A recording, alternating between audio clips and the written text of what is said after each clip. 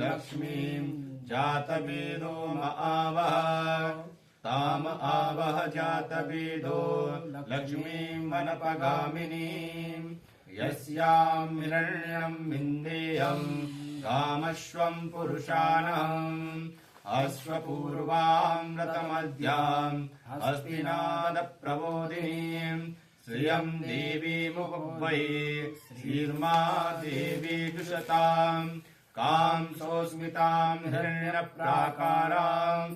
आर्द्राम् ज्वलन्तीम् तृप्ताम् तर्पयन्तीम् पद्मे स्थिताम् पद्मवर्णाम् तामिहोपवै श्रियम्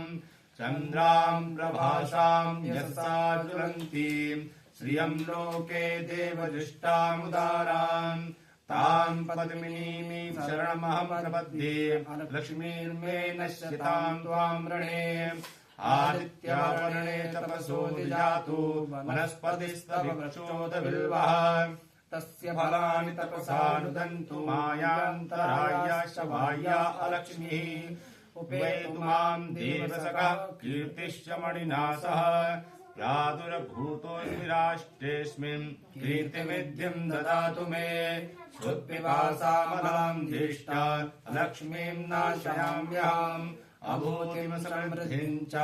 सर्वाण्यर्णुदमी ग्रहाम् गन्धद्वाराम् दुराधर्षाम् नित्यपुष्टाम् करीषिणीम् ईश्वरीम् सर्वभूतानाम् तामिहो बह्वै श्रियाम् मनसा काममाकूतिम् वाचा सत्यमशीमहि पशूनाम् रूपमन्विष्य मयि श्रीश्रयताम्यशः करदमेन प्रजा भूता मयि सम्भव करदमाम् श्रियम् भाषय मे कुले मातरम् पद्ममालिनीम् आपासयन्तु सिग्धानि चिकली तव समेग्रहे निज देवीम् मातरम् श्रियम् वासय मे कुले आर्द्राम् व्याकरणीम् यष्टिम् सुवर्णाम् हेममालिनीम् शौर्याम् हिरण्मयीम् लक्ष्मीम् जातवेदो म आवह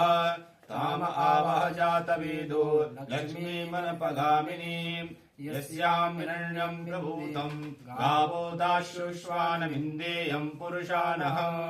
या शुचिप्रयतो भूत्वा जुहूयादाज्यमन्वहम् सूक्तम् पञ्चदशं श्रीकामः सततम् जपे हरिः ओम्।